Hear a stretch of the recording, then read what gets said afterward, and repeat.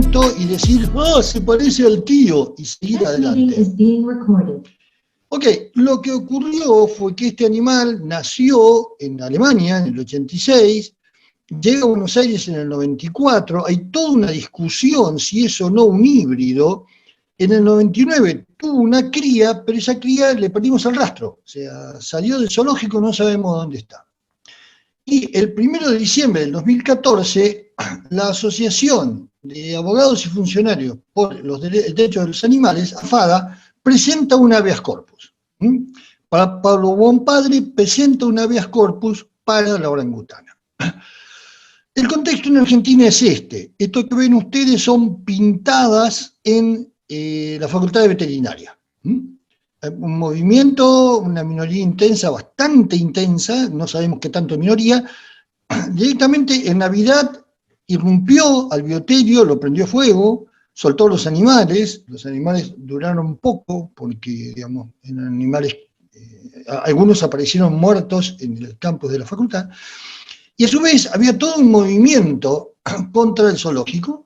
Este es el zoológico de La Plata, estas son pintadas en el zoológico de La Plata, es decir, es más o menos en este espacio que aparece el caso Sandra. Y aparece en un momento muy particular, que es que la población humana empieza a vivir preponderantemente en ciudades, lo que significa que la mirada que tenemos sobre el animal está basada experiencialmente en el animal de compañía. Hay toda una teoría que dice que parte del avance del bienestar animal como corriente de opinión pública tiene que ver con esto, con que al 2014 más de la mitad de la población vivía en ciudades. El 9 de diciembre del 2014 empieza a procesarse este habeas corpus.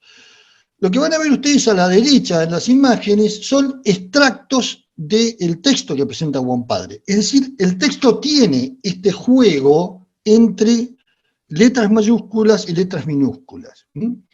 Habla de una privación ilegítima de la libertad, que sin orden escrita de autoridad competente, que sería un juez, de derechos fundamentales como libertad ambulatoria, pide que se ordene la libertad de esta persona no humana, que no es una cosa, en el Código argentino los animales son objetos semovientes, y dice que Sandra nunca conoció la libertad y que su rostro en las fotos adjuntas, el legajo traía fotografías, son más elocuentes y muestran una enorme tristeza. Prisionera y esclava de una decisión arbitraria del zoológico, afectada su libertad ambulatoria y locomotiva, pierde el derecho a una vida digna. Habla de desidia y desinterés por el bienestar animal, que es un ser sintiente, que es una esclava discriminada por la especie, y habla de un encierro ilegítimo e injustificado, y la reivindica como siendo, con conciencia de un sistema nervioso central, afirma que no es una cosa y no debe ser tratada como tal. Habla de que va a morir en esa cárcel, en la cual no eligió vivir, sino que es puesta contra su voluntad por una especie superior, la humana, que disfruta de un calvario. Y su alrededor también está en el texto. Los orangutanes son seres que se organizan en grupos sociales, no son muy gregarios, pero sí muy inteligentes, poseen autoconciencia y cuentan con habilidades específicas como fabricar herramientas, incluso tienen una cultura que transmiten de padres a hijos. Por ello, cada vez es más urgente, pide Bonpadre en este texto, tratar de reconocerle derechos acordes con su cercanía genética. Y él va a proponer que la ciencia ya ha hablado, recuerden que estoy tomando, copiando y pegando del texto de la presentación, un 99.4% del ADN es compartido. Yo les pongo esta tabla aquí para que vean que con el ratón compartimos el 88%. O sea que probablemente esta no sea una buena medida de similitud. Muy bien. Y luego va a decir que por qué razón, si entes abstractos, un condominio, una sociedad irregular, son tenidos como sujeto de derecho, por ejemplo, un banco es un sujeto de derecho, un gremio, un club de barrio, la universidad es un sujeto de derecho, rehusamos a concebir que un chimpancé o un orangután sea un sujeto de derecho. Por supuesto, en Argentina, rápido para los mandados, en cada cámara que entraba esto, se lo rechazaban inmediatamente. Decían que, en realidad, las personas tienen que ser humanas, dice, todos los entes que presentasen signos característicos de humanidad, sin distinción de cualidades o accidentes, son personas de existencia visible. Entonces la orangutana no puede ser sujeto de habeas corpus porque no es humana. Y deriva, para ver si se viola la 14346, que es la ley de maltrato animal de Argentina. Es una ley del año 54, es decir, es anterior al informe Bramble, es anterior a los premios Nobel de Etología, es anterior a todos los desarrollos sobre cognición, sentiencia y personalidad animal, es decir, es obsoleta, porque está hablando de un animal que no es el que ahora consideramos. De hecho, nuestro código, cuando genera la idea de objetos en movimiento, lo hace antes de que se tradujera al español la obra de Darwin. Es decir, es un código pre-darwiniano. Muy bien, va a parar a otro juzgado y otra vez la misma historia, ¿no? No tiene signos de humanidad. Por lo tanto, no puede contraer obligaciones, no puede tener derechos. Ahí a un padre se le llenan los genitales externos y entra a casación. Yo bajé de Wikipedia, que con mi casación es un recurso que tiene por objeto anular una sentencia porque se opina que el juez que la emitió ha hecho una interpretación incorrecta de la ley. Y un padre dice algo muy interesante, y dice, déjense de joder, yo no pido derechos humanos para la orangutana, porque me doy cuenta que es una orangutana, pido derechos de ella. No solicito a la magistrada que diga que Sandra es un ser humano porque no lo es, sino que sea una persona no humana, una persona de existencia ideal o jurídica, que sí lo es, cuya protección está prevista. Es decir, es interesante porque ya en el origen de la causa, los chistes eran, ay, Sandra se va a poder casar, va a poder votar, va a ir al colegio. No, bolú, esos son derechos humanos, y lo que queremos son derechos de Sandra, en rigor de los orangutanes, no importa. Y entonces, casación penal hace algo muy especial. Se expide con, el 18 de diciembre del 2014, con un texto muy corto que dice que, a partir de una interpretación jurídica dinámica y no estática, no sé por qué puse estética, es reconocer al animal el carácter de sujeto. Y menciona un texto de Raúl Zaffaroni, La Pachamama y el humano. Zaffaroni, en este texto, va a analizar la inserción de los animales en el derecho occidental. Va a ser una interesante recorrida por la historia europea de los animales que eran excomulgados, los animales que eran condenados a muerte, y va a trabajar también en los aspectos de los ecosistemas y de la investigación científica. Ahí su señoría medio como que le erra porque la ciencia que él habla no es la que hacemos ahora, pero le pega muy cerca, entonces no tiene mucho sentido discutir eso. Y va a decir, el bien jurídico en el delito del maltrato de animales no es otro que el derecho del animal a no ser objeto de crueldad humana. Es decir, establece el objeto a proteger por la legislación. Y da un ejemplo muy interesante. Dice, entre internar a una persona incapaz de voluntad humana y encerrar en un zoológico a un puma que deambula por las calles, desde el punto de vista de la naturaleza jurídica de la coerción, no tiene diferencia. Fíjense qué interesante. Si yo al puma no le reconozco derechos y lo quiero sacar de la calle, le pego un tiro. Y solo pierdo el costo de la bala. Pero si le reconozco derechos, no lo puedo matar. Tengo que atraparlo y llevarlo a un ambiente. Ese es el punto central de este lío. Lo que Zaffaroni no sabía es que esto había pasado. Un puma había bajado en el Chaltén, que es una aldea que está dentro de una reserva. Primero se había empezado a cargar a todas las mascotas y trataron de alejarlo.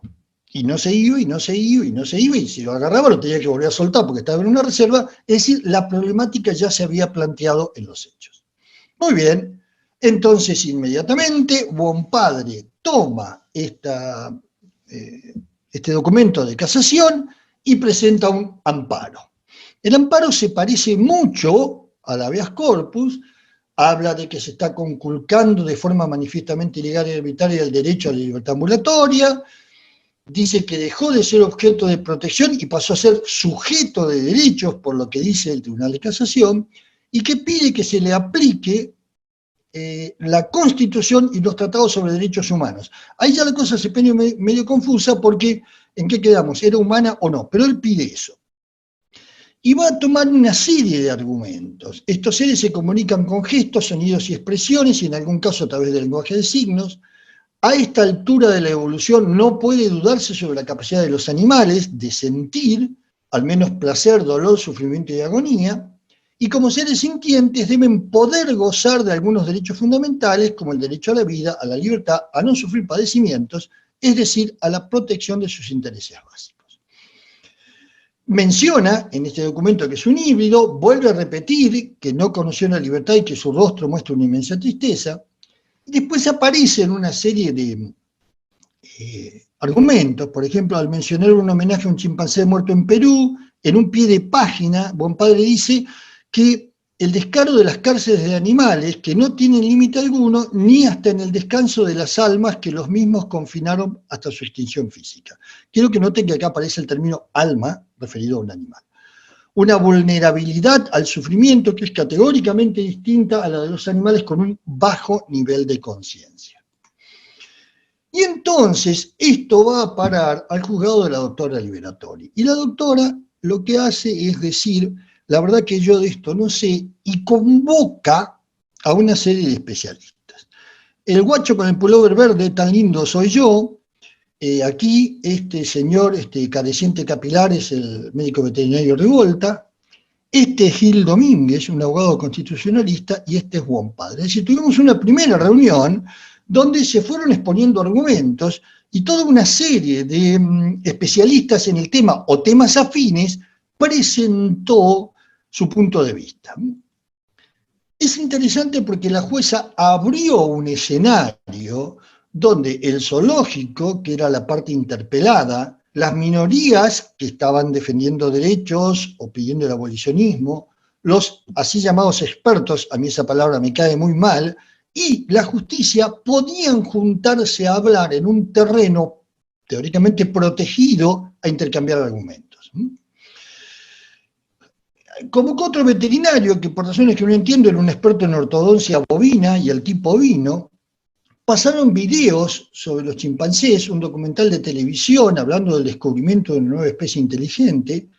Ahí yo interrumpí, que es uno de mis superpoderes, y les expliqué que la cognición está vastamente distribuida. Hay experimentos donde las abejas resuelven problemas, digamos, a partir de modelos, representaciones. Entonces, digamos, achicar un poco esa idea de que nosotros y los chimpancés, y luego los orangutanes, somos algo así como excepciones. De hecho, un brillante sociólogo, creo que su nombre era Rabinovich, que estaba en la Facultad de Derecho, propone que volvamos a la hermandad con los animales, con lo cual a mí me salió del alma, y le dije que largaran Disney, porque los animales son predadores y presas, y un predador se come viva a la presa, que el mundo no responde a ese guión de hermandad entre especies. Tampoco es la famosa lucha gladiatoria donde todos matan a todos, pero digamos, dejar de ver el paraíso perdido. Ya en esa primera reunión me ocurrió que los abogados desconocían las 5 libertades del bienestar animal. Cuando yo las mencioné, directamente me dijeron qué tienen que ver las 5 libertades del comercio exterior. O sea, había un desconocimiento de que en biología y veterinaria ya había un fuerte desarrollo sobre la noción de bienestar animal. Y me la pasaba todo el tiempo insistiendo en que no se puede saber lo que el otro siente. Tanto es así que la jueza se reía de mí porque decía que cada vez que ella se preguntaba cómo estaba Sandra, escuchaba mi vocecita como un pajarito picoteándole la cabeza, porque yo le decía, miren, a veces no sabemos lo que siente la persona amada por nosotros que está enfrente y que puede decirlo. Ok, y ahí pasó algo interesante que fue la primera lucecita de lo que estaba ocurriendo allí. Un miembro del juzgado que había ido a ver a Sandra vivía en un recinto que tenía un recinto cubierto y una puerta que daba a un recinto descubierto. Y Sandra se paraba en esa puerta. Y ellos decían, se esconde. Entonces yo le pedí a esta persona que se parara en un marco de una puerta Y entonces esa persona se da cuenta que de donde estaba Sandra vigilaba los dos recintos a la vez. Es decir, no podés alegremente decir que se está escondiendo si el lugar donde está le permite ver y ser vista desde los dos recintos. O sea, había un problema de interpretaciones allí. Muy bien. Nos piden un informe, lo presentamos y AFADA nos contesta cuando nosotros pedimos que se dé a Sandra la posibilidad de braquiación, contesta: los grandes simios de por sí no usan la braquiación porque no hay rama que aguante. Yo cuando leí esto tuve convulsiones, porque, hermano, ni Tarzán viste. Los orangutanes no solo usan braquiación, es difícil hacerlos bajar. Después les voy a contar algo que pasó con Sandra. Entonces ahí descubrí que un abogado va a decir lo que sea, porque un abogado quiere ganar. De hecho, me pasó que lo llamé a Gil Domínguez y le digo: ¿pero por qué pones esto? Digo: uy, sí, nos excedimos. Me dice: pedí por escrito y yo lo corrijo. No pido nada, que quede en el expediente que ustedes dijeron esto. Porque, fíjense, el asunto era estar todo el tiempo afirmando que cualquier opinión que no fuera la propia no era válida. Y entonces la jueza, la doctora Liberatori, decide hacer algo que en aquel momento fue pionero en Argentina. Buscó cuáles eran los 3 expertos más reputados en orangutanes y los hizo comparecer por Skype.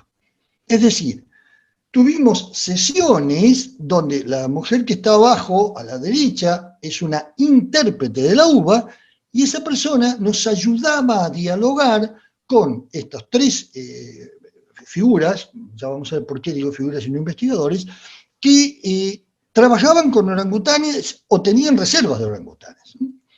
La primera entrevista fue el 12 de mayo del 15 con Gary Shapiro, un investigador que directamente dice que habría que hacer un etograma, un estudio para ver cómo está su estado psicológico, el porcentaje de tiempo que estuvo comiendo y otra actividad.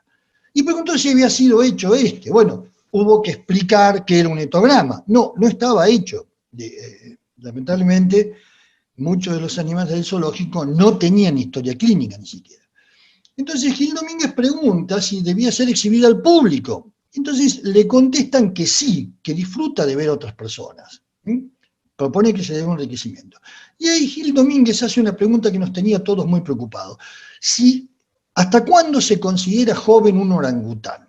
Y Gary Shapiro contesta: hasta los 9 años es joven. ¿Por qué? Porque no es lo mismo proponer la liberación de un animal que tiene muchos años por delante que proponer la liberación de un animal que no tiene tantos.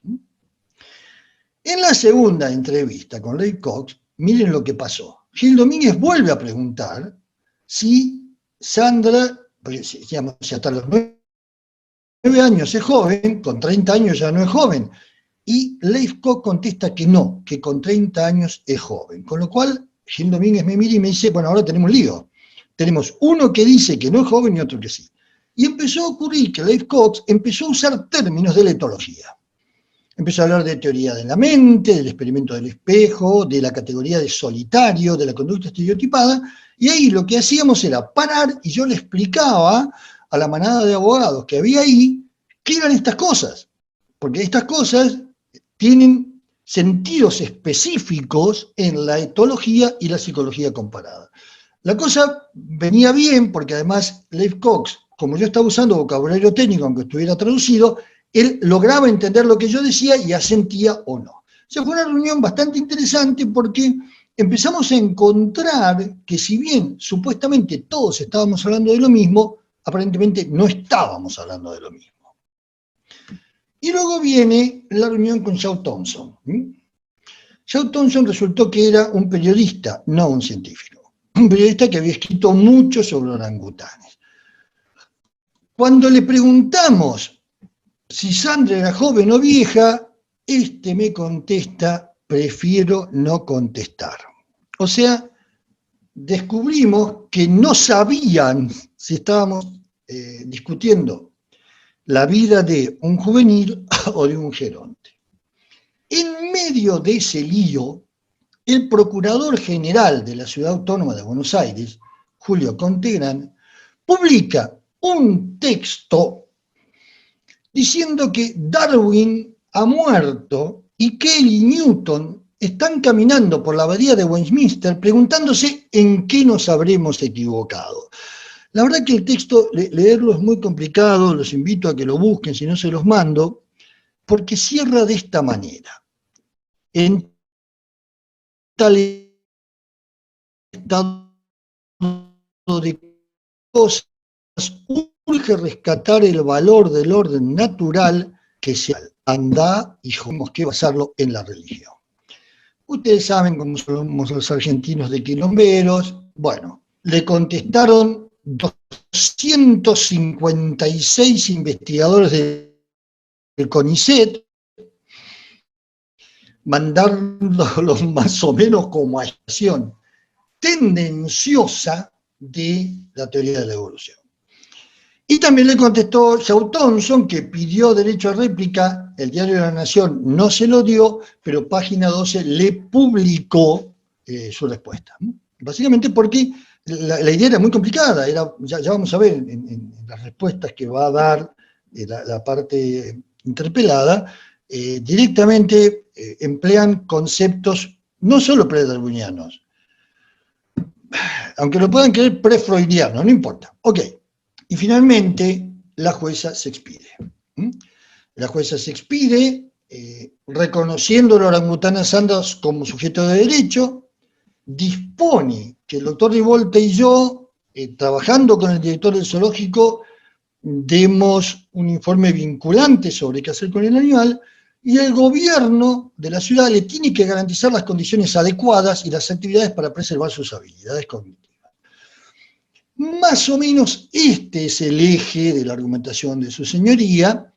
Va a tomar la 14346, va a tomar el texto de Zaffaroni, la noción de sentiencia, va a tomar la idea de que un ser vivo es un sistema autopoyético y si es un animal tiene capacidad de agencia comportamental, la idea de necesidades comportamentales, y va a emplear una ley de Argentina, la 17.711, que habla de abuso del derecho. Te lo pongo simple, si vos compras la Gioconda es tuya, pero no la podés destruir, porque es un patrimonio valioso para todos.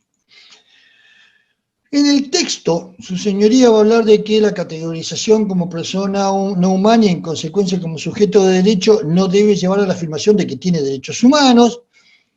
Va a citar la idea de que no son, el rojo es mío, no son ni una persona ni una cosa, sino que son sistemas específicos, y propone reconocerle a Sandra los derechos propios de ella como ser sintiense, una categoría que se introdujo en Francia, en el Código Civil, y que por lo tanto uno puede presumir que va a terminar en todos los códigos por allí. Y que como tiene necesidades comportamentales, yo tengo que darle las posibilidades de que se expresen sin dañar ni dañarse. Por supuesto, empezaron a apelar todos como locos. AFADA pide que se mejore todo, que nosotros tenemos 10 días para un informe estableciendo las medidas que tienen que hacer el zoológico, y AFADA directamente dice que los animales no humanos no son personas, ni titulares, ni sujetos de derecho. Dice, ser sensible, sea lo que eso signifique, no importa. El animal no tiene derecho a nada, ni siquiera a la vida. Sí, eso lo pusieron por escrito, ¿eh? Porque si tuviera derecho a la vida, uno debería intervenir en la inexorable ley de la naturaleza. Fíjense, acá emplea ley como si fuera sinónimo en ciencia, la ley de gravedad, o en tribunales, la ley de propiedad privada. Los animales tienen sensibilidad y por ende cabe garantizar a su respecto por la sociedad humana un trato digno, pero este es el emergente de la dignidad humana y no de algo intrínseco del animal. Va a citar a Heidegger y va a decir que Sandra existe pero no tiene derechos. Sandra es pero no existe. Por lo tanto no es sujeto ético, no tiene derechos ni obligaciones. La tesis de la sensibilidad, va a decir la ciudad, del ente o su capacidad de sufrir, es peligrosa porque extrapolado a las personas humanas, con perdón de la redundancia va a decir, implica quitar derechos a quien no sea sensible o carezca de capacidad de sufrimiento. Gil Domínguez contestó, la expresión de agravios del gobierno de la ciudad es formalista, decimonónica, antropocentrista, especista, egoísta, perversa y ficcional. A mí me da la impresión que a Fada no le gustó. Bueno, ¿y qué pasa entonces con la gorda? Bueno, resulta que cuando uno revisa todo este discurso, empieza a encontrar ciertas disonancias entre lo que dicen y lo que en el campo científico se maneja. Por ejemplo, la ciencia ya ha hablado. Miren, yo estoy a punto de jubilarme en este asunto y nunca me encontré con la ciencia. Siempre encontré científicos. Entonces, cuando uno va escarbando en lo que se dice, hay un total desconocimiento de qué es, desde dónde y cómo se dice en ciencia. Científico deviene experto, de experto se vuelve técnico y se pierde de vista que un científico es un generador de teoría y se pasa a creer que el científico genera certezas absolutas, verdades, no explicaciones. Y si ustedes se fijan, al invocar el ADN caemos en una especie de determinismo. O sea, si tiene un ADN parecido, tiene que ser parecido. Miren esto, su rostro en las fotos adjuntas son más que elocuentes y muestran una enorme tristeza. Fíjense, esto es antropomorfismo acrítico. ¿Por qué supongo yo que si el rostro de un animal se parece al de un humano triste, el animal está triste? Ahí aparece una no otredad. Los otros son iguales a nosotros, no son otros.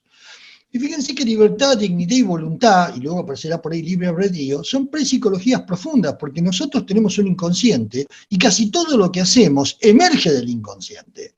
Hablar de voluntad como el único eje de ser humano, o ser orangután, o ser perro, es perder de vista que en nosotros ya hay un montón de cosas que pasan por afuera de la conciencia.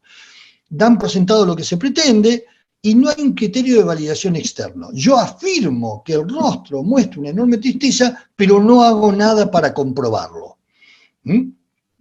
Ser sintiente, es decir, un ser vivo que tiene conciencia y sistema nervioso central. Fíjense, son dos niveles de descripción distintos. Un sistema nervioso central está en el campo de la anatomía y conciencia está en el campo de la psicología o del comportamiento según qué método uses. Es decir, no son categorías que se puedan poner separadas por un I. Entonces ahí lo que encontramos es que la noción de sentiencia, de inteligencia, de conciencia, no son las que manejamos en la investigación científica, son las que maneja el sentido común respecto del ser humano. Y después aparece el problema del lenguaje de signos. Para que los simios usen el lenguaje de signos, alguien se los tiene que enseñar. Ellos usan gestos, pero el lenguaje de signos de los sordomudos, el lenguaje americano de señas, se les enseña mediante todo un mecanismo para intentar esa comunicación, que el caso más famoso aquí es el de Washoe. Y luego está el problema de especies. Las especies dejan de ser vistos como una categorización hecha para poner en orden en la naturaleza y se pasan a entender como algo existente, una especie de frasquito único y aislado de los demás. Y después esta para mí fue una maravilla: a esta altura de la evolución no puede dudarse sobre la capacidad de los animales de sentir, como si la evolución fuera una película, un viaje, una fiesta. No, la evolución es un proceso dinámico que está todo el tiempo construyendo y construyéndose las propias reglas. Entonces, el problema es que las definiciones que usamos en el mundo académico, sistema autopoiético, capacidad de agencia, no hablemos de epigénesis, no están aquí. La evolución es visto como una especie de escalera que se va recorriendo de los seres inferiores a los seres superiores.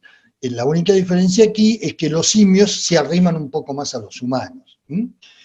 Entonces lo que uno encuentra cuando ve esto es que esas minorías intensas, esos expertos, la parte interpelada y la justicia, dicen las mismas palabras, pero no están hablando de lo mismo, lo cual va a complicar mucho las cosas a la hora de tomar decisiones.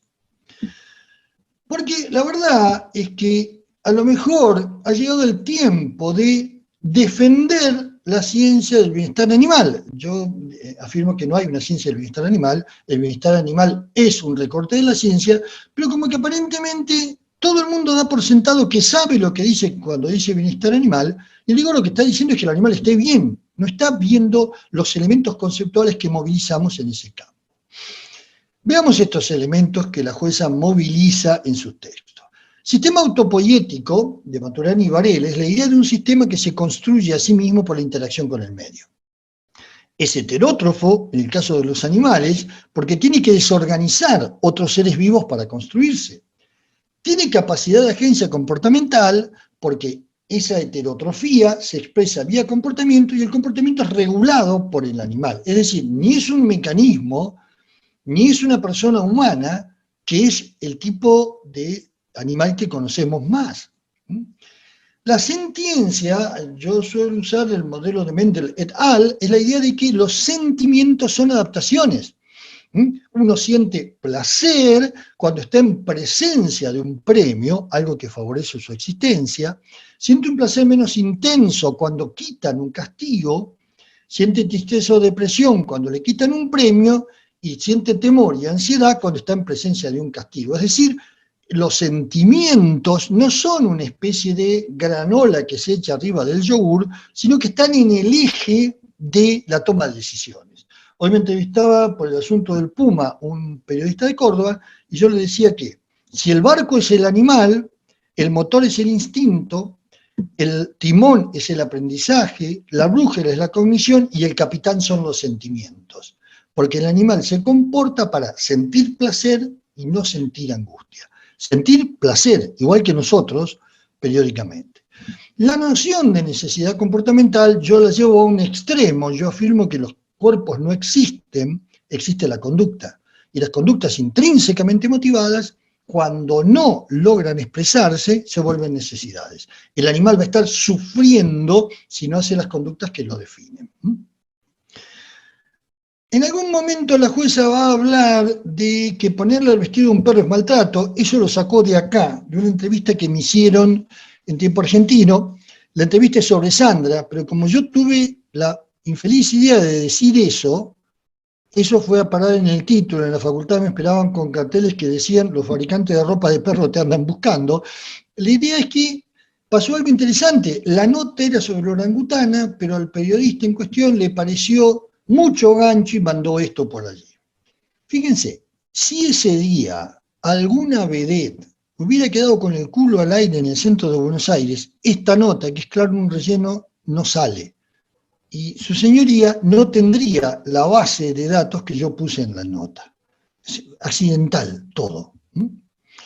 Entonces la idea es llevar a tribunales la noción de que es un animal, un sistema con capacidad de agencia, cognición, aprendizaje, instinto y sentiencia, insistir en que el bienestar animal es un objeto de estudio, las 5 libertades, los 3 criterios, la idea de estereotipo, la necesidad comportamental, la idea de enriquecimiento y entrenamiento, o sea, que de esto ya hay mucho conocimiento construido desde el consenso teórico-metodológico que llamamos ciencia, que esto no es cuestión de opinión. Y finalmente, que esto se puede medir, que yo puedo tomar indicadores basados en el animal, en el ambiente o en la relación humano-animal, que me permitan decir si el animal está o no en buen bienestar, si está o no sufriendo, y no simplemente opinar. Bueno, el 14 de junio de 2016, esas apelaciones que hicieron la parte interpelada y afada llegan por fin a una resolución en la Cámara 1, Contencioso Administrativo y Tributario de la Ciudad de Buenos Aires. Es un fallo minucioso que revisa cada video, llega a citar en qué minuto de qué video se dice de cosa, cada documento, cada cosa dicha y hecha. Y resuelve revocar los puntos 1 y 2 de la sentencia y confirmar el punto 3. Revisemos. El punto 1 es reconocer a Sandra como sujeto de derecho. Es decir, el Tribunal Superior decide que Sandra no es sujeto de derecho. Luego elimina esta formación de la comisión, pero mantiene que el gobierno de la ciudad debe garantizar a Sandra las condiciones adecuadas de hábitat y las actividades necesarias. Corresponde afirmar, dice el tribunal, la sentencia de la magistrada de primera instancia en cuanto condenó a la ciudad a garantizar al animal las condiciones adecuadas. Y dice: deberá mantener el recinto del orangután en condiciones adecuadas a su especie, establecer indicadores de bienestar animal, de complejidad conductual y de estados afectivos, explorar la posibilidad de formar estructuras sociales bajo supervisión, planificar actividades diarias, nutrición y observaciones clínicas periódicas, así como mediciones no intrusivas y regulares del estrés. Es decir, convierte en obligación de la ciudad lo que la jueza proponía que eran derechos de Sandra. Esto generó tal confusión que en algún momento uno de los abogados quería preguntarle al tribunal si al final eran derechos o no. Lo que pasa es que en la jurisdicción argentina no se le puede repreguntar a ese tribunal. En algún momento, su señoría decide mandarnos a Aldo Giudice, un primatólogo argentino, y a mí a tomar indicadores. Esto lo voy a pasar un poco rápido porque es medio denso. Basados en el ambiente o basados en el animal. Nosotros elegimos tomar variabilidad comportamental, complejidad comportamental y uso del espacio. Y tomamos estos 3 textos como textos para tener contra qué comparar, porque fíjense, después, si quieren, si bien los operadores del zoológico la antropomorfizaban, tenían una muy buena relación con el animal, un fuerte compromiso. Sandra tenía un sistema de trueques y mostraba preferencias por estas cositas. Tenía patrones de actividad. No, el susto que me llevé cuando descubrí que Sandra subía y bajaba del fósil. Subía y bajaba del fósil. Entonces lo que hicimos con las zonas de luz diurna,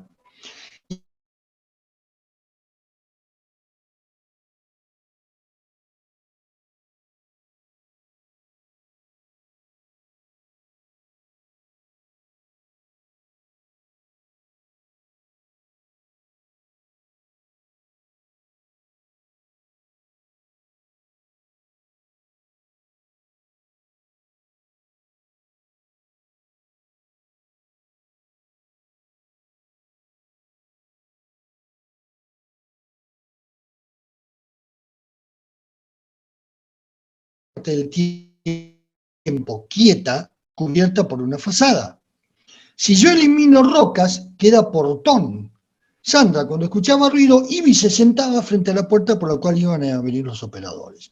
Es decir, si bien hubo 7 episodios de enriquecimiento que Sandra usó bien, en especial enriquecimiento con agua, es muy importante porque se cree que los orangutanes le tienen miedo al agua, con lo cual cada vez que un orangután juega con agua, lo volvió a inventar, ¿se entiende?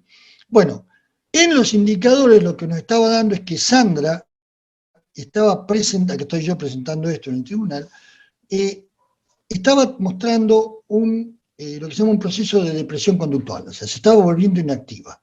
Todavía respondía, pero la mayor parte del tiempo se clausuraba. Es decir, había que sacarla de ahí, porque tarde o temprano esa barra azul iba a ocupar todo. ¿Cómo de esos resultados y otros, tanto Aldo como yo, pudimos afirmarle a su señoría? La jueza fue nombrada actividad de aplicación de la sentencia del Tribunal Superior. Sandra estaba en condiciones de ser trasladada todavía porque era posible sacarla de su inactividad. No importa, este es el artículo, después de allí. Y la jueza hizo algo muy interesante. Tomó el informe y se lo mandó a los 3 expertos mundiales del mundo. Y los 3 expertos contestaron esto, que el informe que ofrece una evaluación positiva no los sorprende, porque ellos esperarían un resultado así, que lo que el reporte dice es suficientemente razonable. Y se quejan de que no somos expertos en orangutanes, yo también me quejo. Fíjense que lo que hizo su señoría es juicio por iguales. Tomó la afirmación de 2 científicos, hecha a partir de metodología científica, y se la mandó a otros para que la evaluaran. Y el resultado fue que ellos dijeron se puede actuar a partir de eso. Y más o menos previsiblemente, este era el tamaño del expediente para esa fecha, por fin el ecoparque encuentra un lugar al cual poder mandarla, un santuario. Yo traduzco santuario como geriátrico. Con Aldo Giudice, este es Aldo, preparamos una grilla de preguntas que había que hacerse para saber si un lugar era o no apto, y este santuario contestó la grilla, credenciales y acreditaciones, certificado de habilitación, dimensión del parque, si hay visitas o no, si es público o privado, si comercializa o permite contacto, convenios, fuentes de financiación, empleados, colección faunística, y si hay programas de conservación y educativos, académicos y programas de rescate. Y toda una serie de preguntas sobre los protocolos. Este santuario contestó todo esto, lo contestó satisfactoriamente, acá está todo allí, y mi facultad nombra como asesora para su señoría a la vicedecana, es decir, la facultad decide comprometerse de lleno con todo este lío. Acá la tienen a Sandra, que un día, este soy yo, en short y camiseta. Un día se puso una camisa y vino acá a la ventana, se ve que ya se dio cuenta que yo estaba muy seguido.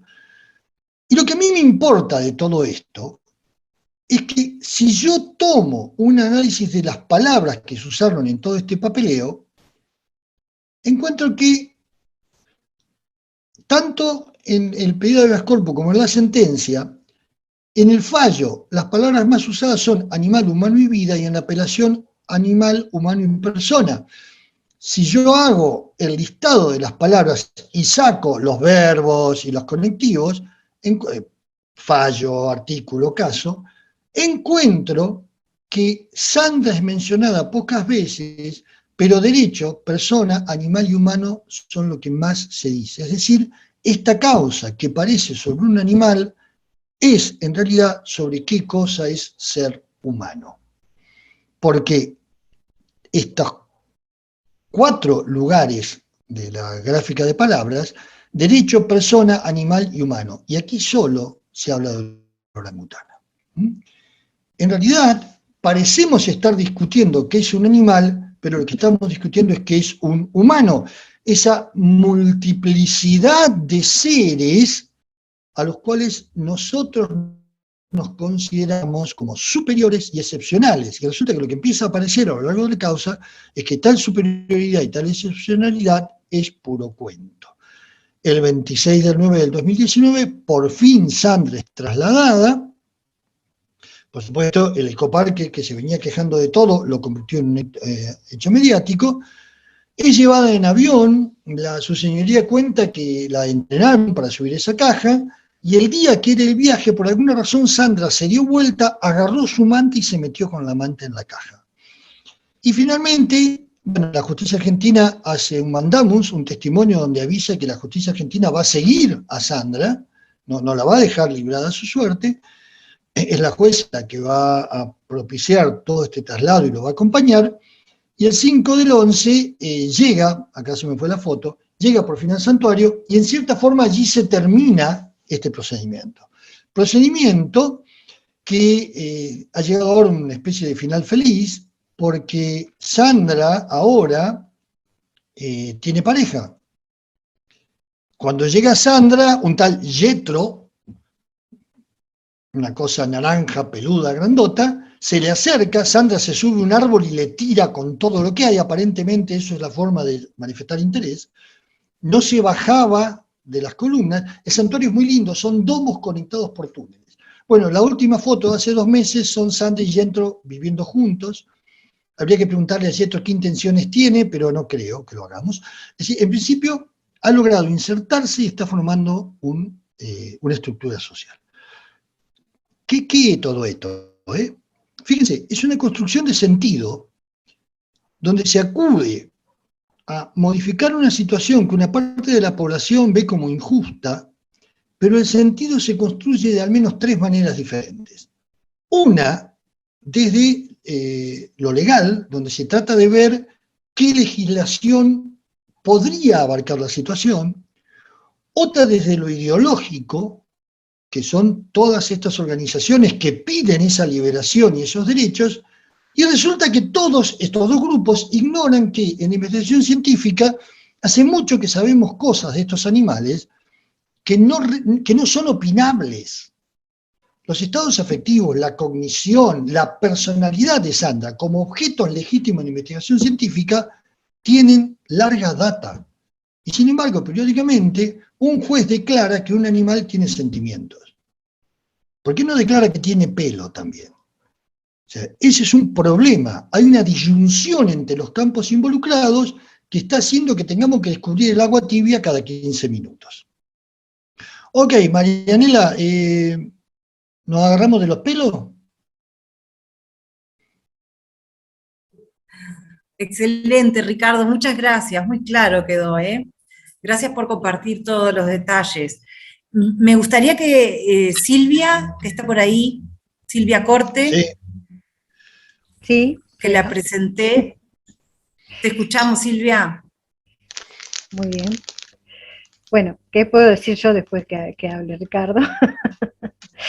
Excelente. Yo ya había escuchado el caso de Sandra porque tuve la oportunidad de participar de un encuentro justamente de abogados donde estaba invitado Ricardo y estaba la jueza Liberatori, y comentaron sobre el caso, y realmente es impactante. Además de ser, como bien dicen, un caso, digamos, una cuestión que generó jurisprudencia, ¿no? Porque determina una decisión que realmente, bueno, más allá de ese conocimiento previo que las personas que trabajamos o estudiamos animales podemos tener sobre el comportamiento, sus estados emocionales,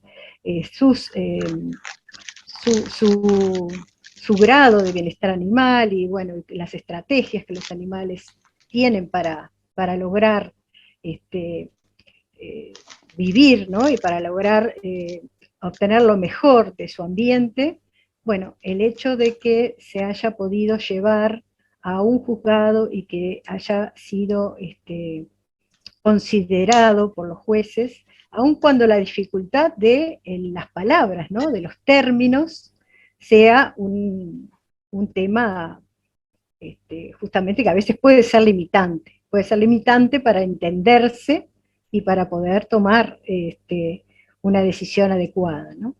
Así que yo creo que tenemos muchísimas cosas en las que pensar y sobre las que discutir en este caso, pero creo que justamente el tema de los términos y cómo entenderse entre disciplinas tan diferentes, ¿verdad?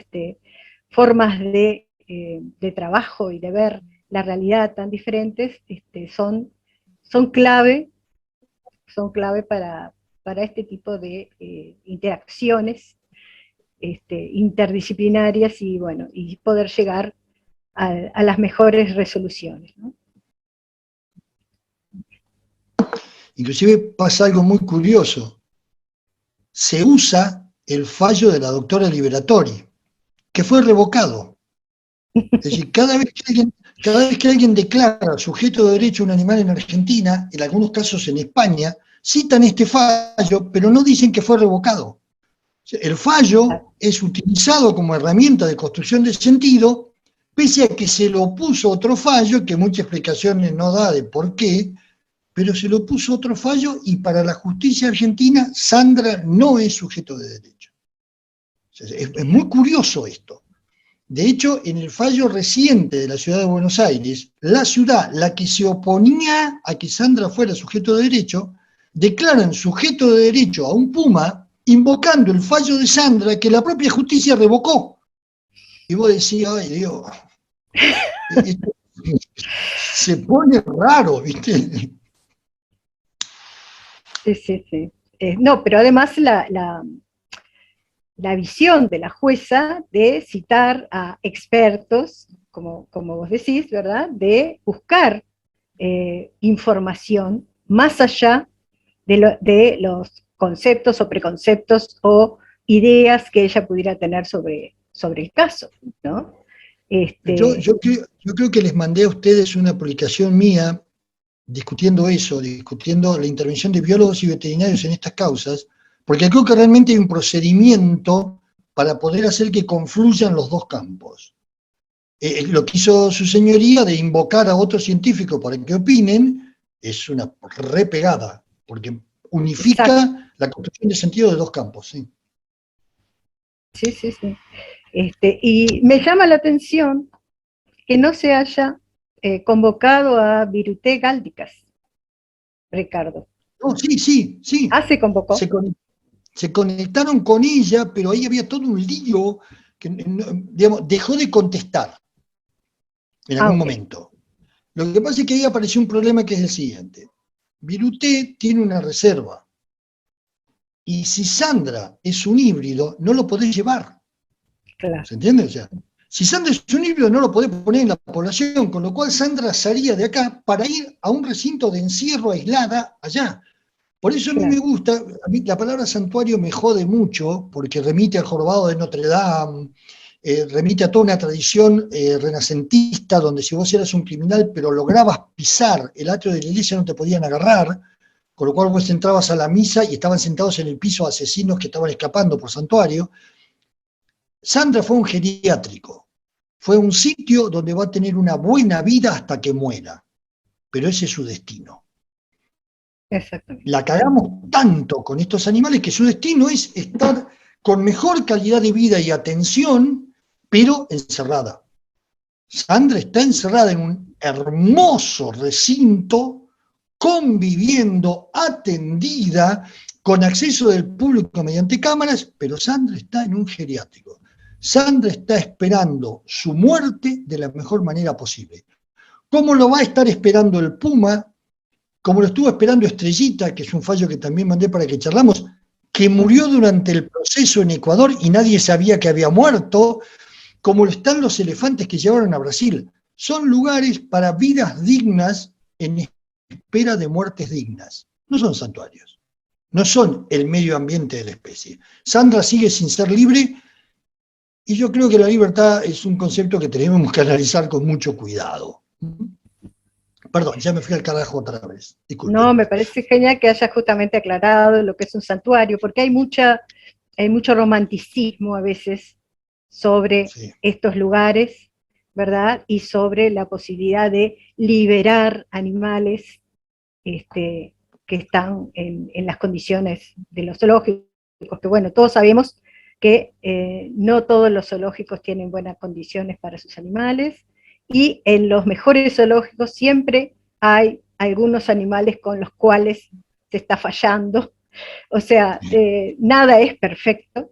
Entonces, creo que muchas veces, bueno, el trabajo desde el conocimiento y desde el conocimiento de las necesidades específicas, ¿no?, de cada uno de esos ejemplares, está la base para poder tomar las mejores decisiones. Y por eso me parece genial lo que hizo la jueza de pedir esos conocimientos, ¿verdad? De pedir personas que le pudieran brindar esa parte de la historia que estaba faltando. Fíjense qué interesante. La jueza, es decir, no un tribunal. Marcela Revuelto, una profesional de ética en Argentina, decía que fíjense que es interesante porque un tribunal niega la afirmación de una jueza, o sea, es complicado. Fueron ante una jueza a pedir una habeas corpus, la jueza se expidió, pero es una jueza, o sea, es complicado la forma en que se, insisto, en la construcción de sentido, es decir, la construcción de un discurso que dé sentido a lo que hacemos. En este caso el discurso tiene todas estas voces, pero además tiene un ritual de elaboración del discurso. Y este ritual fue una jueza reuniendo información, admitiendo que no sabe y preguntando, pero una jueza. Quizá en estos temas la mejor de Argentina, pero a ella se le enfrenta un tribunal. Con lo cual se vuelve distinto. Tribunal, ya está, fuiste. Es interesante porque eso está pasando con el Puma, pasó con Estrellita, o sea, no tenemos tampoco tan claro cómo estamos construyendo este sentido.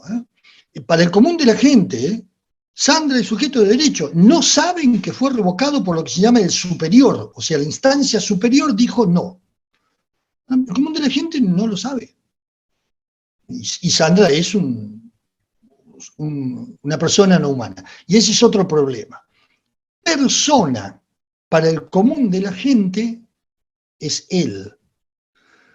Persona, en teatro es otra cosa, en psicoanálisis es otra cosa, en filosofía es otra cosa, y en jurisprudencia es otra cosa. Y sin embargo, todos mandamos persona alegremente y creemos que estamos haciendo lo mismo. Es interesante porque eso, periódicamente había que pisar la pelota y decir, cuando decís persona, ¿qué decís? Pues si no, se iba y había que juntar todo eso de nuevo. Me divertí un montón, ¿eh? Fue un cumpleaños para mí eso. Bueno, capaz que estaría bueno preguntar acá entre todos los asistentes cuál es su idea de persona y por qué les interesó esto de conocer qué es una persona no humana, ¿no? ¿Cuál es la idea detrás de declarar animales no humanos personas, ¿no? ¿Alguien quiere comentarnos si tiene? Y te recuerdo que se declara al individuo, no a la especie, animales. Se declaró al puma a limón, no a todos los pumas. En el caso de Estrellita es distinto porque es la Corte Constitucional y la Corte pidió que se modifique la Constitución de Ecuador. Ahí es otra cosa. Perdón, quería interrumpir con eso nomás. Una cosa que Marianela, quería preguntar. hay alguien en la sala de espera. Ya lo admitimos. No, les quería comentar que me parece que daría para hacer 8 cursos, ¿no? La noción esta de persona, y está buena la pregunta que plantea Silvia de intercambiar un poco sobre esto. Simplemente comentarles que vi en la página web del santuario, y claro, es terrible, ¿no? Porque presentan a cada uno de los animales que están en los santuarios. Y entonces van contando de dónde vienen, de circos, de zoológicos, de casas particulares que tenían a estos animales. Entonces, como que es por muchos lados que se tiene que abrir el frente para, no sé cómo se denomina, si es un rescate o si es cambiarles la forma de vida, mejorar la calidad de vida. Más allá de lo que sea, esos animales, por lo menos nosotros entendemos que están un poco mejor de lo que estaban. Y la pregunta que a mí me queda es si esto es una idea de que uno podría andar rescatando a los animales, ¿no? Que es un poco lo que ha pasado hasta ahora, o si realmente ustedes piensan que hay alguna otra posibilidad de convivencia, sin tener que estar cambiando definitivamente, teniendo que cambiar definitivamente nuestro vínculo con el resto de los seres. Yo lo que creo es que esto tiene nombre y apellido. Se llama antropoexcepcionalismo. Mientras nosotros nos veamos como una excepción a lo que llamaríamos el mecanismo evolutivo, hacemos con los demás seres vivos lo que se nos canta un huevo. Fíjate que vos diste una lista, zoológicos, casas particulares, hacemos lo que queremos porque estamos hechos. Occidente es cristiano hasta cuando es ateo, ¿de acuerdo? Toda la ley que tiene Uruguay en alguna parte conecta con el medio huevo europeo que era católico. Entonces vos lo que te encontrás es que somos imagen y semejanza de Dios, o sea, no somos animales. Yo me reivindico simio, combatiente, cazador y erótico, yo soy un mono, no me jodan. Pero mientras yo me vea como una excepción, yo puedo meter mano en los que no son excepcionales y hacer lo que quiera. Y entonces a nadie le llama la atención tener un orangután en la casa. Más aún, hay prostíbulos en Indonesia con orangutanas. ¿Se entiende? O sea, yo creo que a lo mejor donde tenemos que ir es, el vínculo debemos cambiarlo porque es un vínculo entre animales. Hay un hijo de puta que habla del vínculo, que es el humano. Pero cuando vos le enseñás lenguaje de enseño a un chimpancé, también habla del vínculo. Y te dice, hay una historia de Thor Heyerdahl que va a ver a Washoe, que estaba usando el lenguaje de señas, Y él entra al lugar donde están haciendo los experimentos y hay un cartel que dice silencio. Y él entra y ve al chimpancé que pide cosas y de golpe se inclina y le habla a otro. Y la chimpancé lo mira, va hacia él y le hace el seño de cállate. Con lo cual el filósofo quedó. Y después, cuando él intentó agarrar el hijo, ella volvió, se lo sacó y le dijo soltalo, monstruo, y se fue. Fíjense que cuando yo les doy la piedra roseta de mi lenguaje, ellos también hablan del vínculo, porque es un vínculo entre animales. A lo mejor, visto desde ahí, puedo hacer menos cagadas, qué sé yo. Porque fíjense que el problema que tenemos es que todo este lío es porque estamos solucionando los desastres que hicimos antes. ¿Se entiende? Todo este lío, ahora ya nadie trae simios a los zoológicos. Los zoológicos no los quieren. Pero los simios que vinieron de antes porque metimos la pata. Y la metimos tan profundo que cuesta mucho y es muy caro sacarla de ahí. La Silvia levantó una de sus extremidades delanteras. Sí, la pata delantera. Yo justamente quería decir eso, ¿no? Que ya que estamos hablando de primates, es bastante triste ver justamente cómo sigue esa idea de que como amo los animales, los quiero tener en mi casa, ¿verdad? Yo siempre cuento que hace un tiempo estaba mirando un programa de estos españoles de Ahora Caigo, y una chica que le preguntan qué vas a hacer con los 100.000 euros, dice, ay, como yo amo los animales, me voy a comprar un tigre. Y yo empecé a gritar en mi casa, y mi marido me decía, no te va a escuchar, ya fue este programa y además está en España.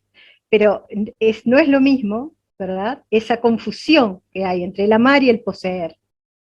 Y el poseer, ¿por qué? Porque al poseer yo aumento mi estatus. Tengo poder sobre otro. Y sobre otro que de alguna manera considero inferior, por más que lo ame, por más que diga que lo quiero. Y nosotros tenemos el ejemplo en nuestro país hace unos cuantos años. Hicimos una visita junto con otras 2 compañeras biólogas a varios zoológicos y hicimos un relevamiento de los primates que había en cautiverio. Y una de las preguntas era, ¿de dónde proceden? Casi un 70% procedían de personas que lo habían tenido en su casa, ya no lo querían más, lo traían al zoológico, ¿verdad? Porque ya no sabían qué hacer con ellos, de tráfico, ¿verdad? Que habían sido quitados a los traficantes y, bueno, terminan en un zoológico, ¿sí? Porque son animales que de alguna manera han sufrido y no pueden ser devueltos, salvo que inmediatamente se encuentre el tráfico y se pueda devolver, o sea, están viniendo y bueno, puedan volver hacia donde se quitaron, salvo eso, ya no pueden ser devueltos a la naturaleza. Y además, se sabe que por cada animal que se toma de la naturaleza para tráfico, para venta ilegal, para mascotas, mueren otros 10 individuos de ese mismo grupo en la naturaleza, o los matan para poder capturar a ese, o mueren tratando de defender a ese que se trata de capturar. Porque además queremos bebés, no queremos cualquier animalito, ¿verdad? Queremos tener el bebé en casa para criarlo, para que se acostumbre a nosotros, porque pensamos que un animal silvestre puede ser domesticado. Y no, los animales silvestres pertenecen a la naturaleza y no a nuestras casas.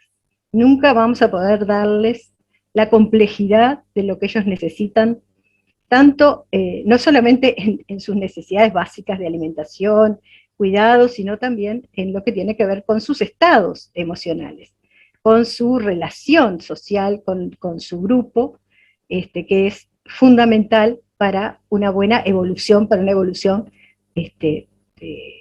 normal, vamos a decirlo así, no me gusta esa palabra, pero para una evolución normal para el individuo, ¿no? No sé, a ver, yo bajo mi pata, Ricardo, y vos subiste la tuya. De hecho, ustedes en Uruguay tienen o tenían la República Libre de Papionia, ¿te acordás?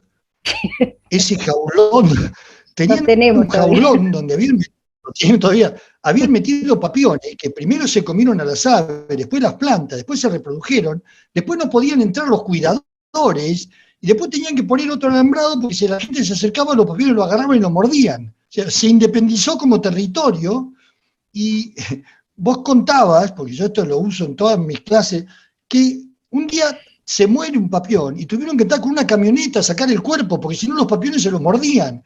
Y los veían jugando con las calaveras de los papiones muertos. Era una especie de república Klingon en el centro de Uruguay. ¿Cómo pasó eso? Terrible, fui testigo de todo eso. Testigo presencial. Sí. Y ahora lo mejor de todo es que los cambiaron de jaula a una más grande porque se siguieron reproduciendo. Y hay más animales ahora. O sea que ya Eso pasa porque no les ponen televisión con cable y a la noche se aburren. ¿Cómo se llama? ¿Vos querés decir algo? Acá están tratando de levantar la mano, pero le damos la palabra a Germán. No me acordaba por dónde. Dale. ¿Me escuchan? ¿Me escuchan? Sí. ¿Me escuchan? ¿Me escuchan? ¿Cómo te escuchan? Habla por ahí. Para.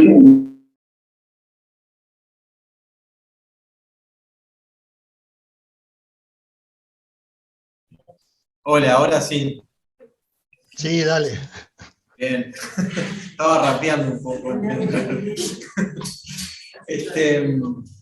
No, pensaba un poco que, claro, llevar esto al terreno de la justicia es, como podríamos estar de acuerdo ahí con Silvia Rivera, también que anda en la vuelta, es llevarlo al terreno como de los intereses y del poder que configuran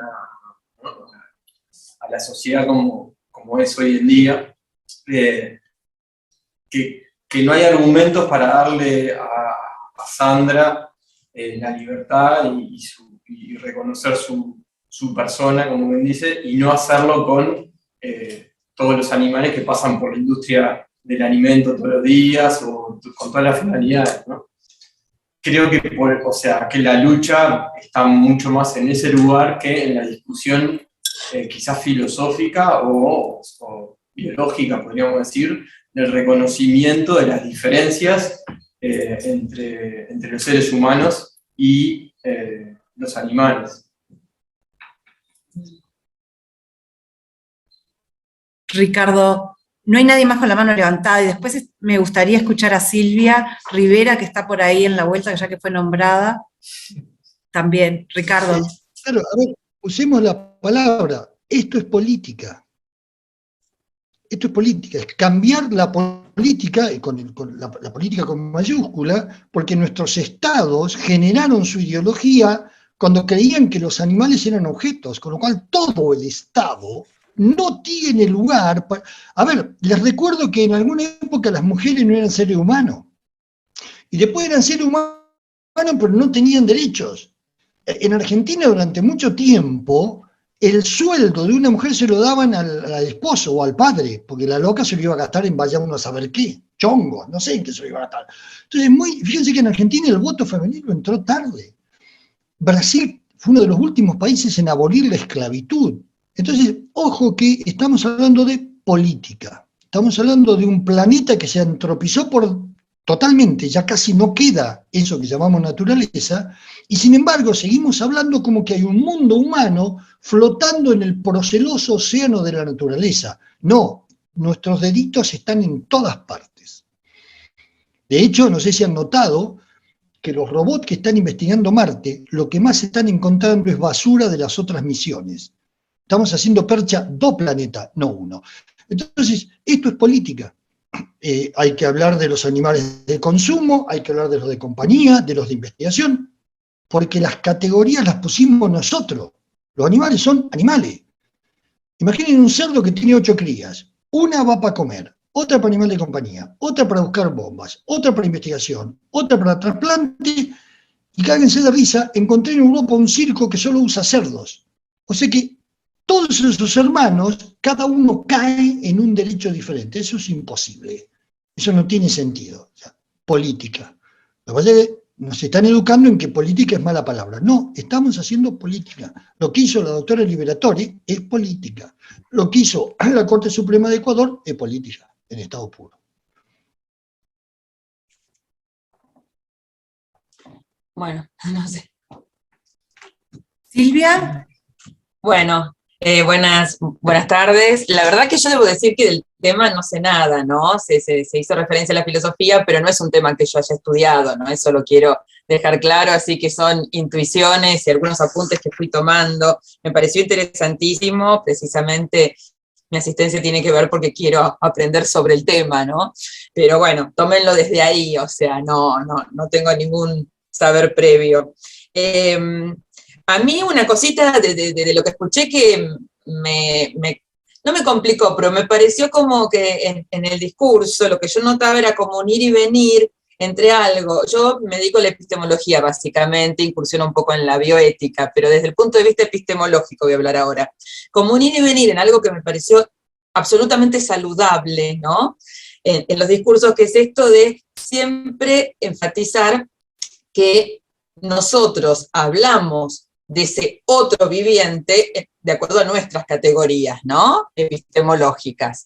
Entonces, no confundir el modelo con la realidad, como dice Wittgenstein, que es mi pensador preferido, ¿no? Nunca confundir el modelo con la realidad. Nosotros conceptualizamos a ese otro en base a categorías propias. Esto estuvo presente y yo lo celebro desde mi ignorancia, pero digamos desde mi conocimiento de lo que es la filosofía del lenguaje, me parece que esa es una ética muy profunda del investigador, ¿no? Lo dice Wittgenstein, nunca confundir el modelo con la realidad. Esa es, digamos, la ética en el sentido de el reconocer los límites. Pero por otro lado, cuando se hablaba de los tres modos de construir sentido, desde lo legal, lo ideológico y lo científico, me pareció, perdón si no fue así, que se ponía todo el peso en lo científico, como que lo científico no era opinable, como que, ¿no? Algo que se había cuestionado al comienzo, pero que después se volvió. Entonces, ¿no recaemos en definitiva un poquito en esa distinción ciencia-ideología? ¿No?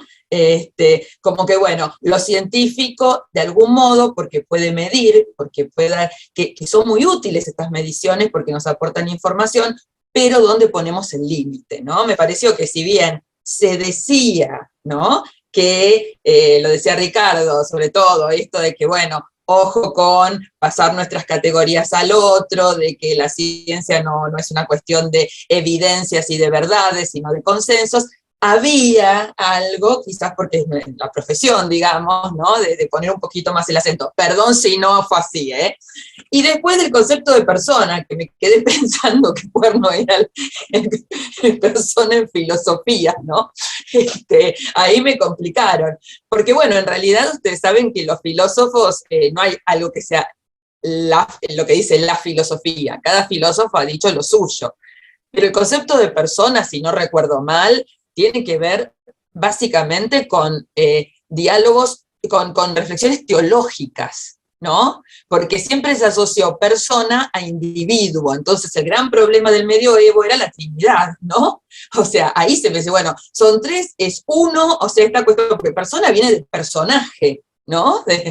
Como sabemos, de máscara, pero bueno, de a poquito se fue asociando a lo humano en el sentido de individuo. Estaba la naturaleza humana que todos compartimos y la persona humana. La persona que después, a partir de lo jurídico, ya puede no ser un humano de carne y hueso, pero al comienzo era este individuo que comparte con otros su humanidad, pero siempre persona, enfatizando el individuo. Y la necesidad desesperada de toda la tradición de la filosofía, que es occidental, iba a decir occidental, pero la filosofía es un producto de Occidente, de distinguirnos de los animales. Los animales era eso otro tremendo, ¿no? Sin conciencia, sin ética, sin la necesidad de todos los filósofos políticos de la modernidad de poner un freno a través de las leyes para que el hombre no sea el lobo del hombre, ¿no? Esta cosa negativa de tener que contener con la civilización esa barbarie que se asocia a lo animal. Y ustedes piensen que cuando se niega humanidad a algunos grupos, ¿no? Algunos grupos étnicos minoritarios, es porque se los asocia a la animalidad, ¿no? Casi siempre, ¿no? Son más parecidos, o son animales directamente, o comparten más con los animales, porque no tienen racionalidad. Pero cuando un filósofo habla de racionalidad, está pensando en el modelo occidental de racionalidad, ¿no? Que es una forma de enlazar ideas, de conceptualizar, porque la filosofía es absolutamente eurocéntrica. Nace en Grecia y se construye desde esa perspectiva absolutamente limitada. Y para poner dos voces disonantes, bueno, ni hablar después lo que pasó con el concepto de persona en la modernidad, ¿no? A partir de los filósofos modernos, Descartes y compañía, es racionalidad pura, digamos, ¿no? Ahora, para poner dos voces disonantes y no hacer quedar tan mal a los filósofos, yo rescato a Nietzsche y a Wittgenstein. Nietzsche es uno de los pocos filósofos que no es dualista, porque la filosofía siempre fue dualista.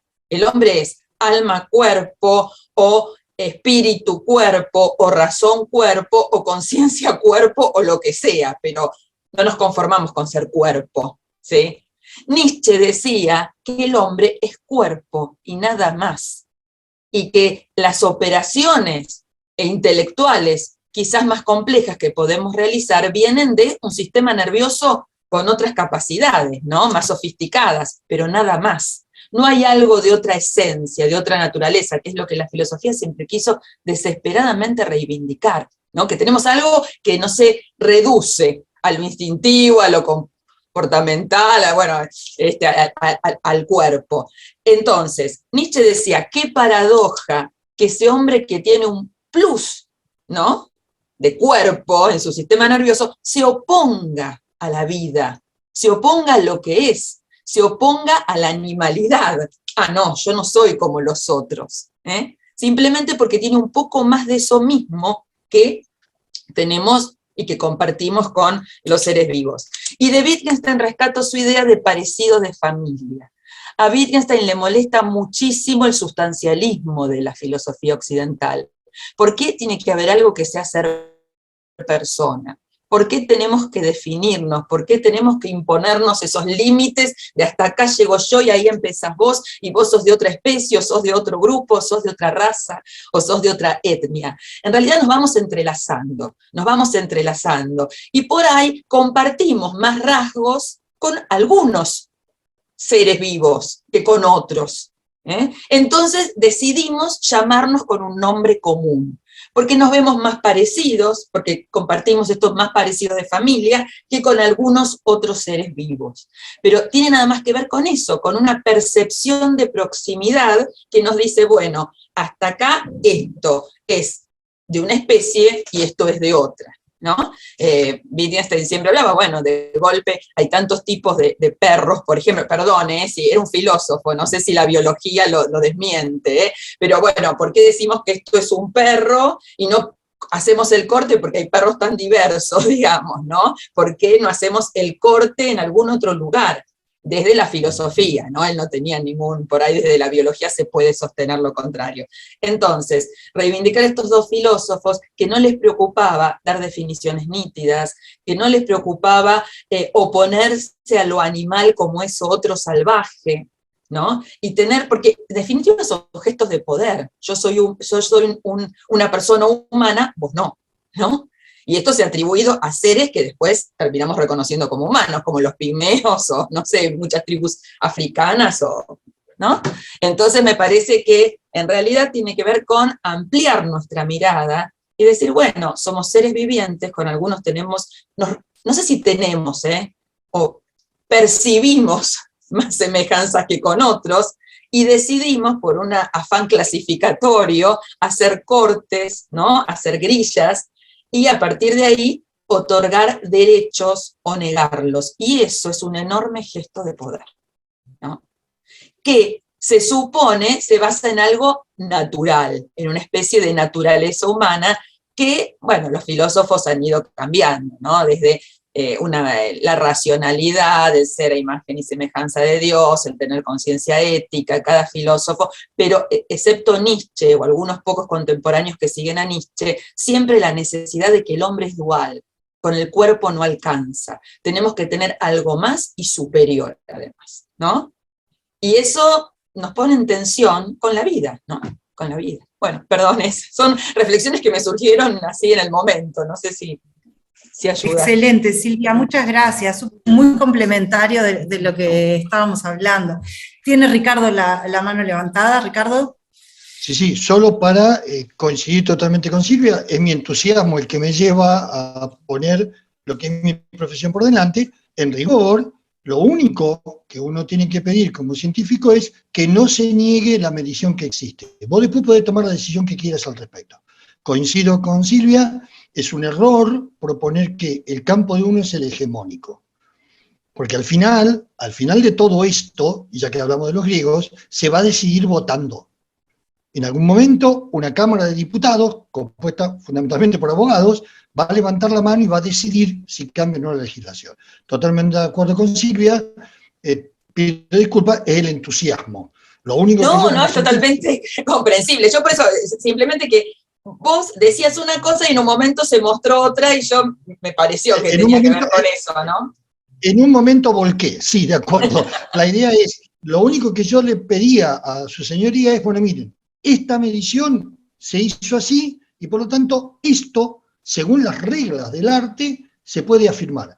Ahora, yo acabo de intervenir en Gualeguaychú diciéndoles, los caballos son sintientes y los niños que ven violencia animales tienden a hacer violencia. Ustedes tomen la decisión que quieran, pero no pueden negar estas dos mediciones. Ustedes pueden decidir que les da lo mismo, ya está. Pero digamos, Silvia, totalmente de acuerdo con vos. En eso y en todo lo que siguió. No, en este mismo sentido a mí me parece que estos elementos porque lo que vos planteas, Ricardo, sobre, bueno, que en algún momento alguna cámara cambiará las leyes, que a lo mejor no alcanza solo con eso, ¿no? ¿Qué rol tenemos quienes integramos espacios educativos, instituciones, en pensar cómo colaborar, cómo contribuir en esto? El tema de la educación nosotros trabajamos estos temas en bioética con estudiantes de grado y con estudiantes de posgrado, el tema de la regulación de las investigaciones, el tema de las habilitaciones de los espacios que tienen animales, ¿de qué forma eso puede llegar a contribuir a los cambios? Esta pregunta para Silvia, para Ricardo. Nosotros estamos viviendo eso en Argentina porque toda facultad está generando comités de ética. Comités de ética que se cuelgan de legislaciones perimidas y van más allá. Nosotros en la Facultad de La Plata, encima tenemos el museo, o sea que tenemos que tomar una decisión de cuándo un cuerpo llega al museo, y tenemos los experimentos a campo. Cuando vos vas y te tirás bajo un árbol a mirar un animal, ¿cuál es la esfera ética de esa intervención y de la huella que tu presencia deja en el ambiente? O sea, claramente la comunidad está cambiando eso más rápido que la estructura legal de los países donde las comunidades se inscriben. Yo creo que eso está pasando. Entonces ahora la decisión es de los funcionarios si surfean la ola del cambio o dejan que el cambio los revuelque, que suele ser la actitud general. Yo creo que en ese sentido, todo espacio donde hay un vínculo con el otro que humano, se está haciendo preguntas éticas respecto de ese vínculo. Sí, yo recuerdo en el 2006, tuve la oportunidad de acudir al primer Congreso Internacional de Bienestar Animal, que fue en Río de Janeiro, que se llamaba Teoría y Ética y Aplicaciones para la Enseñanza del Bienestar Animal. Y lo que se discutía en ese congreso era que las universidades, las facultades básicamente de veterinaria, ¿verdad? Pero también todas las que estuvieran relacionadas de alguna manera con los estudios sobre animales, comenzaran a introducir la temática del bienestar animal y la temática de conocer más sobre el comportamiento y las necesidades de los animales para justamente iniciar ese cambio, ¿no? Porque hay que empezar por el conocimiento, ¿verdad? Y hay que empezar por transmitir ese conocimiento para poder lograr luego el cambio, la acción, ¿no? Que se pase a la acción. Entonces, creo que, bueno, desde ese momento fue que nos planteamos comenzar a introducir primero como una clase dentro del curso, luego como un curso específico, por lo menos desde nuestro lugar en la sección de Teología de Ciencias, esta temática, y bueno, y realmente me parece que es básico seguir profundizando, ¿sí? Y seguir generando ese clic en la cabeza de las personas. Yo recuerdo que para mí ese congreso fue un clic, porque más allá de que muchas cuestiones teóricas de alguna forma las manejaba, cuando llegó el momento de ver en la práctica las acciones hacia los animales, como decía el compañero hoy, toda la parte de producción, para mí fue un shock. Lo digo con todas las palabras, o sea, nunca imaginé todo por lo que pasan los animales en la producción. Fue todo un día dedicado a eso en la parte veterinaria y fue un shock absoluto, que bueno, que lo transmitimos en algún momento en los primeros cursos y de alguna manera pensamos que, bueno, la gente tiene que conocer para poder empezar a cambiar, ¿verdad? A cambiar sus actitudes y a cambiar sus acciones hacia los demás animales. Tenemos 2 manos levantadas. Ay, sí, ¿está Victoria acá en la unidad? Preguntale si No, la ven. no la vemos. ¿La ven a la Victoria? Sí, la vemos, sí, la vemos. Hola, buenas.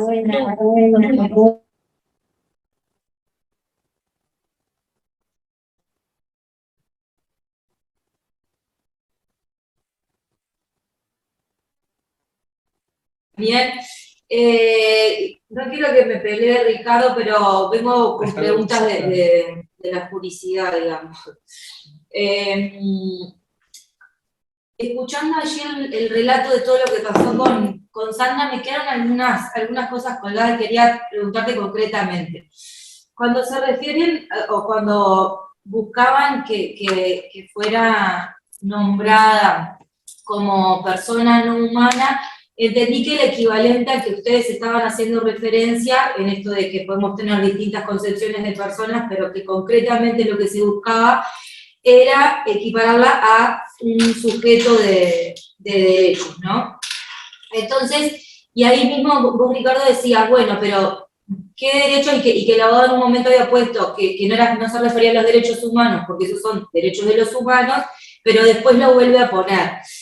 Y nada, con esto de que nosotros nos basamos un poco acá en la teoría de que los derechos humanos se basan en el concepto de dignidad y que tenemos como, más allá de las distintas teorías de dignidad, estamos como, o este tipo de derechos está basado en temas de racionalidad, ¿no? Y eso, y por ejemplo también en cuanto a que los otros organismos que están reconocidos como personas dentro del derecho son las personas jurídicas, pero que en definitiva también siempre son representadas por personas físicas, ¿no? O sea, que no hay forma de reconocer a una persona jurídica sin esa representación, porque última lo que hacen es tener esto de la interacción con la posibilidad de gozar de esos derechos y asumir las obligaciones. Entonces a mí me quedaba la duda de cuando ustedes hablan de otorgarle determinados derechos como sujetos de derechos, ¿a qué tipo de derechos se hacen referencia? Si es enmarcarlos a un cuadro ya existente, digamos,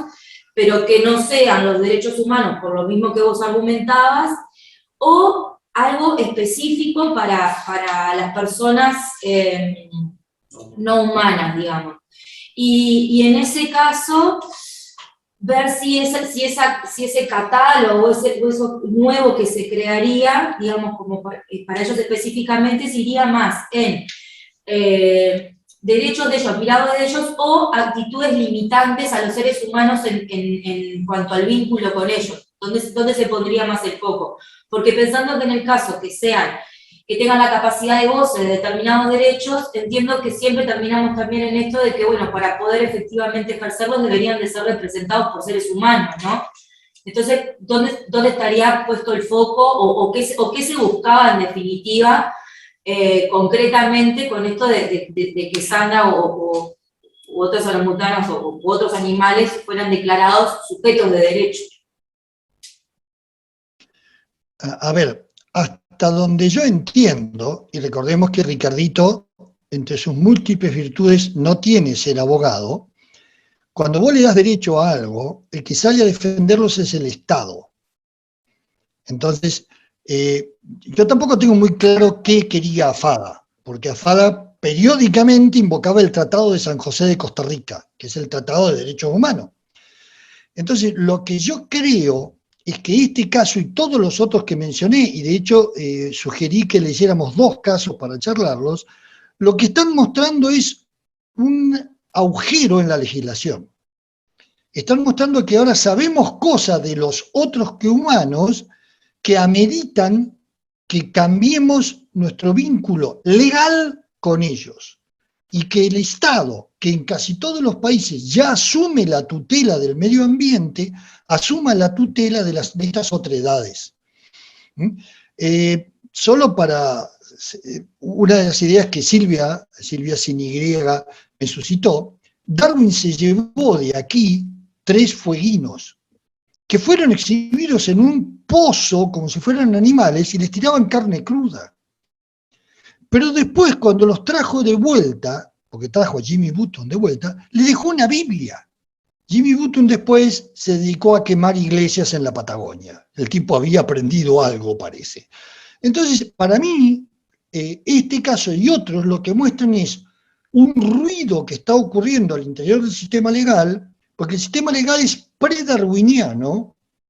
Ahora nuestra mirada de las otredades tiene que ver con esto, y entonces la idea es si el Estado no debería tutelar a estos seres como tutela a los ancianos, a los niños, porque de hecho un niño no puede contraer obligaciones y un anciano, en mi caso por ejemplo, a veces no puede tampoco. Y sin embargo el Estado interviene como tutelar. A mí me da la impresión que es por ahí que va la cosa. Ahora, de momento lo que hay es escaramuzas, todavía no hay una batalla. De momento hay escaramuzas con individuos puntuales, este puma, esta orangutana, este mono, este chimpancé, esta elefanta. Y esas escaramuzas los que muestran es que cuando vos metés la mano en la ley y tratás de agarrar algo que tutele a los animales, encontrás muy poco o nada. Y ahora ya, voy a decir una barbaridad, se nos hace evidente que no, que así no podemos. Porque encima después estamos viendo efectos en nuestro quehacer como humano, como la familia, como diría Silvia, que son el resultado de lo que hacemos con el otro que humano. Ok, todos los cereales en algún momento se cargaron animalitos, sí, lo que vos quieras, pero resulta que se ha encontrado en un estudio muy interesante que todos los que hacen violencia con los animales transgreden las otras leyes, no solo las violentas. Es más probable que un torturador de perros libre cheque sin fondos a que lo libre una persona que no tortura animales. Entonces, acá hay algo donde nos estamos mal construyendo desde la excepcionalidad. Entonces, para responder a lo que vos decías, no tengo claro qué quería Fada, porque en su discurso oscila entre pedir derechos humanos y derechos específicos, pero sí me gusta lo que dice Zaffaroni. El bien jurídico a tutelar es no sufrirás. Nos está faltando un 11º mandamiento, no tolerar angustia ni propia ni ajena. Es por ahí que me parece que viene rebotando la pelotita. Y en el camino están opiniones, a mí eso no me gusta, la opinión es el parecer de una persona, están consensos teórico-metodológicos y está la disputa, tratando de construir un sentido colectivo. Entonces, la respuesta es, no tengo la menor idea. Sí, había otra compañera con la mano levantada. Yo digo una cosita cortita que tiene que ver con esto y después le pedimos a Gisela que le dé la mano de vuelta.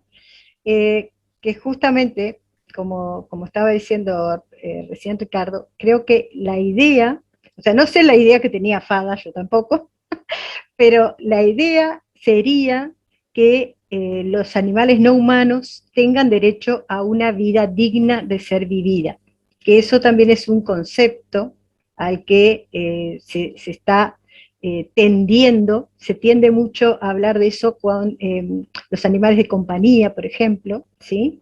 Llamados animales de compañía, porque ellos son animales, nomás para nosotros son de compañía, y por eso esa tendencia a, bueno, a conocer cuáles son sus verdaderas necesidades, no a traspasar las nuestras a ellos, que sería un antropomorfismo, ¿verdad?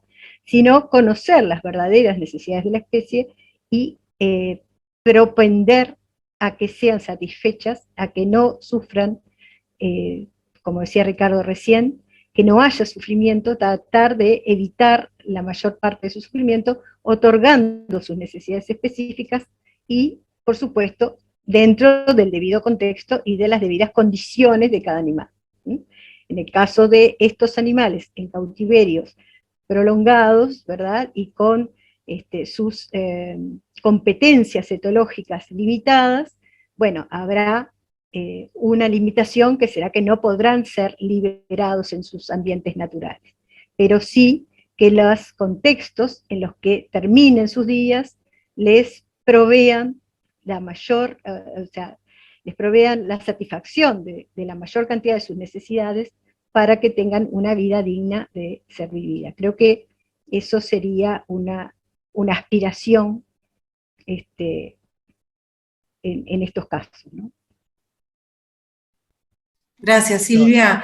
Sí. La idea sería que la vida tenga sentido para ellos también. O sea, que esa vida tenga un sentido para ese otro que humano. Sí, sí, coincido. Perdón si digo algo muy absurdo, pero si logramos que esto avance y que se reconozca, debería caer todo nuestro sistema productivo, tanto material como intelectual, porque desde la cría para alimentación y demás, hasta los animales de laboratorio, ¿no? Por eso digo producción de alimentos, producción intelectual. Ahí yo veo como una contradicción fuerte, ¿no? Cómo seguimos, porque no solo se violan los derechos en los zoológicos, digamos, aunque quizás, y yo me pregunto, con todo lo que padeció Sandra, que nos conmueve, si vamos a alguna de estas, ¿no? Feedlots y demás, no creo que sufran menos, no sé, yo no he ido, lo he visto. Entonces, si vamos al fondo de esto, que me parece que es necesario ir al fondo y no creo que tenemos que pensar una transformación de nuestro sistema productivo muy profundo, ¿no?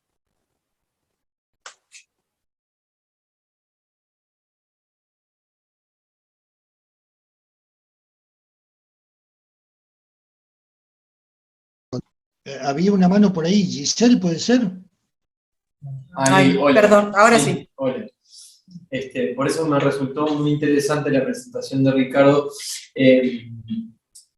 con una explicación del progreso del fenómeno de urbanización y cómo eso socialmente va generando valores y vínculos distintos con los animales, que pueden ser esa valoración diferente, el asiento para nuevas formas, ¿no? a futuro, a medida que ese proceso vaya madurando, de legislar al respecto también. Lo digo en carne propia, es decir, cuando era niño iba al campo y ayudaba a matar una oveja para comer, y hoy, que hace 20 años que no voy a hacer esa práctica, ni se me ocurre matar una oveja para comerla. Son cuestiones que se van transformando a nivel subjetivo y de la vivencia. Bien. Permítanme ser abogado del diablo. Coincido totalmente con Silvia, es un cambio civilizatorio. Ahora, si la comunidad decide que debe seguir comiendo carne, igual tenemos que preguntarnos por la calidad de vida del ser que luego va a ser sacrificado para ser ingerido. O sea, aun cuando el cambio no llegue a ser absoluto en el sentido de todo ser debe elegir su destino, si nosotros insistimos en imponer algo, eso no nos libera de compromisos éticos, que hasta ahora sí. Por eso cuando yo digo que van a levantar la mano un montón de diputados y senadores, la mayor parte de los senadores tienen campos y ganado. ¿Se entiende? O sea, va a haber otros intereses cruzándose aquí. Entonces, y acá explico por qué volqué. Mirá, esa vaca, ese cerdo que vas a matar para comer, o porque se lo coman los chinos, en Argentina tenemos un lío con eso, igual tiene una vida que es de él y vos se la tenés que respetar. Un tigre mata para comer. Entonces, nosotros, si vamos a matar, en rigor, según la OMS, con 200 gramos de carne por semana, suplimos esa necesidad. Los primates, los simios que cazan, comen poca carne. En rigor, el resto del tiempo comen vegetales, raíces, frutas. Entonces, suponiendo que nos reivindicamos como carroñeros, que es lo que somos, comemos carne que mató otro, eso no nos libera de que esa otra vida tiene estados afectivos y sufre. Aún si seguimos en ese camino, debemos tomar decisiones al respecto. O hacernos cargo del impacto de ese sufrimiento y del impacto docente de ese sufrimiento en la comunidad humana. Porque ese es el otro impacto, ¿no? O sea, bueno, mirá, resulta que vos decidís que podés matar para ponerte un tapado. Bueno, eso va a reverberar en toda la puta estructura social. Que yo puedo matar para estar hermoso. En mi caso no lo necesito porque soy bello, pero hay gente que hace eso. Entonces, el asunto es, hermano, hacete cargo. Hacete cargo de que estas mediciones existen y que vos estás haciendo esto. Lo que vos estás haciendo es esto. Cuando vos de chiquitito le pegabas un tiro con el rifle de aire comprimido, un cabecita negra, estabas matando para hacer puntería. Porque en tu barrio no había latas, no sé por qué hacías eso. En Argentina todavía la gomera se considera un juguete, un arma de matar seres pequeños. Es un juguete. Se congeló Ricardo ahora, ¿no? Sí. Ricardo, te quedaste, igual te muteaste. ¿Estás por ahí? Sí. Les propongo, me parece que si alguien quería cerrar la discusión, los temas se profundizaron mucho más, ¿no?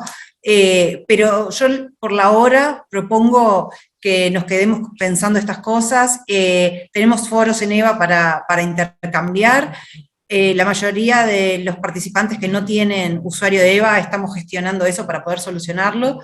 Y los invito a ver los materiales y a leerlos que complementan mucho, los materiales que están en EVA, ¿no? Que complementan mucho todo esto que hemos hablado.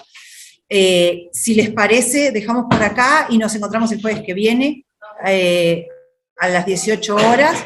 Y ahora pregunta la clave de EVA. Ahora Germán, que es el encargado, les pone en el chat la clave de EVA, ¿sí? Algo más, un aspecto técnico, Marianela.